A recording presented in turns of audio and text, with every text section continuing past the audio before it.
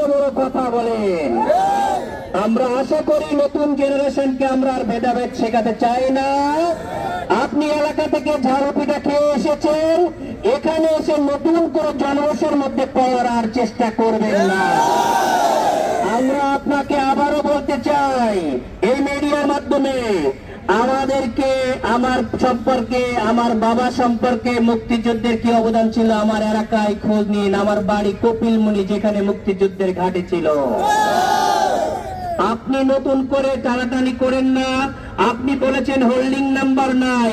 আপনাকে যে করোনা দেওয়া হয়েছে একটা দল থেকে, সেই দলের নেত্রীরও কিন্তু হোল্ডিং নাম্বার নাই।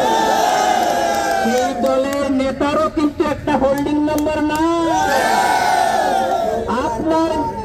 আপনার নিজের যোগ্যতায় কোনো হোল্ডিং নাম্বার হয় নাই। আপনার বাবা কিছু করে গিয়েছিল, কিন্তু বাবাও কিভাবে করেছে জনগণ এখন সবই জানে। আপনার বাবার যে চিনি অনেক পছন্দ সেটাও জানে।